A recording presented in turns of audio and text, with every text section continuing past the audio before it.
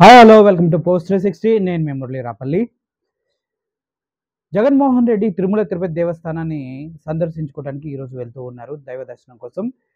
ఇప్పుడు తిరుపతి మొత్తం ఒక హై అలర్ట్ అనేది ఏర్పడిపోయింది. ఎందుకంటే ఎవరైతే వైసీపీ నాయకులు ఉన్నారో, వైసీపీ కేడర్ సంబంధించిన చోటోమాట లీడర్స్ ఉన్నారో వాళ్ళందరికీ నోటీసులు అందడం జరిగింది. చంద్రబాబు నాయుడు అండ్ గవర్నమెంట్ కంప్లీట్గా వాళ్ళని రెస్ట్రిక్ట్ చేసి అవసరస్ లాగా ఇంట్లోనే ఉంచేయడం జరిగింది.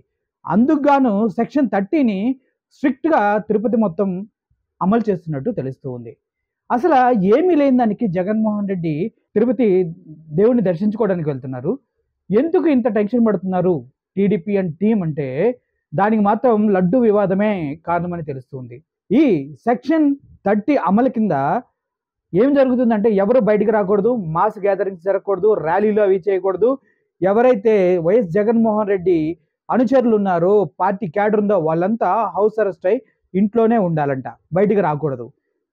ఇది ఓకే ఇంతవరకు. ఎందుకంటే ఒక శాంతి భద్రతలో ప్రాబ్లం వాటిల్లుతుందనే ఉద్దేశంతో ఇటువంటి ఇంప్లిమెంటేషన్ చేస్తే చేయొచ్చు. బట్ ఎవరైతే జగన్మోహన్ రెడ్డికి వ్యతిరేకంగా ఉన్నారో, అది బీజేపీ కావచ్చు, జనసేన కావచ్చు, వీళ్ళందరినీ రెచ్చగొట్టే విధంగా వారిని ప్రోత్సహించినట్టుగా తెలుస్తూ ఉంది. తిరుమల తిరుపతి దేవస్థానం యొక్క ఎవరైతే తిరుపతిలో ఒక బీజేపీ లీడర్ ఎవరైతే బడా లీడర్ ఉన్నాడో అతనికి పెద్ద ఆఫర్ ఇచ్చినట్టుగా తెలుస్తుంది.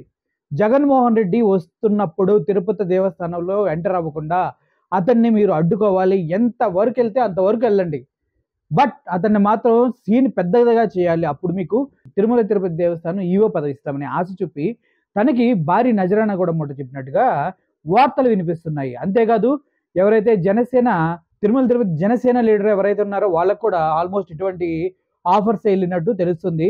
ఆ జనసేన లీడర్ కూడా గతంలో చోటా మోటా పనులు చేసుకుంటూ బ్లాక్ టికెట్ అమ్ముకునే బ్యాచ్, వీళ్ళందరికీ ఒక బ్యాడ్ ప్రొఫైల్ అనేది ఉంది. వాళ్ళంతా కలిసి జగన్మోహన్ రెడ్డిని ఎలాగైనా అడ్డుకోవాలనేసి పెద్ద కుట్ర జరుగుతుంది. దీన్ని సీన్ చేసి లడ్డు వివాదం ఏదైతే ఉందో దాని నుంచి బయటపడే విధంగా టీడీపీ వర్గాలు ప్లాన్ చేస్తున్నట్టు తెలుస్తుంది.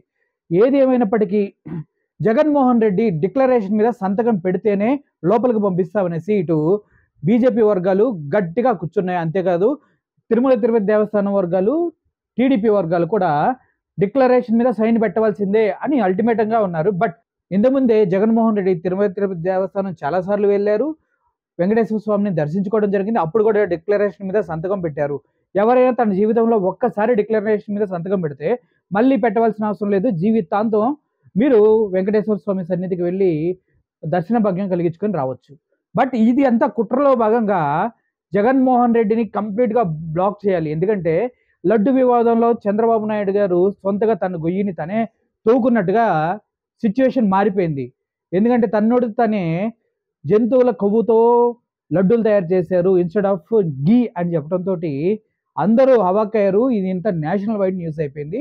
దీని నుంచి బయటకు రావడానికి ఎన్ని కార్యక్రమాలు చేసినా కూడా ఎంతమందిని వినియోగించిన, పవన్ కళ్యాణ్ ఉపయోగించిన, ఈవోలో 2-3 సార్లు స్టేట్మెంట్ మార్చిన, లోకేష్ బాబు ఏదో చెప్పినా, చంద్రబాబు నాయుడు తిమ్మిని బిమ్మిని చేయడానికి ట్రై చేసినా కుదరని పక్షంలో ఇప్పుడు Jaganmohan Reddy safe side game ఆడుతున్నారు అని అర్థం చేసుకున్నటువంటి టీడీపీ పాలకవర్గం ఎలాగైనా జగన్మోహన్ రెడ్డిని సెంటర్ చేసి ఈ న్యూస్ని బ్రేక్ చేసి లడ్డు వివాదం నుంచి బయటకు వచ్చే ప్రయత్నం చేస్తుంది. అందుట్లో భాగంగానే సెక్షన్ 30 ఇంప్లిమెంట్ చేసి వైసీపీ క్యాడర్ని అందరినీ హౌస్ అరెస్ట్ చేసి చాలా ఇబ్బందులకు గురి చేస్తున్నట్టుగా తెలుస్తుంది.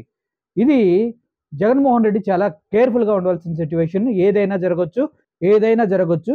సో కుటిల నీతి లేని రాజకీయాలు చేయడం అనేది కేవలం చంద్రబాబు నాయుడికే సాధ్యం అనేసి చాలామంది చెప్పుకోవడం జరుగుతుంది. సో దీనిపైన మీ ఒపీనియన్ ఏంటి? ఒకసారి మీరు కామెంట్ రూపంలో మాకు తెలియజేయండి. I Murali signing off. Thank you for watching this video. Thank you so much.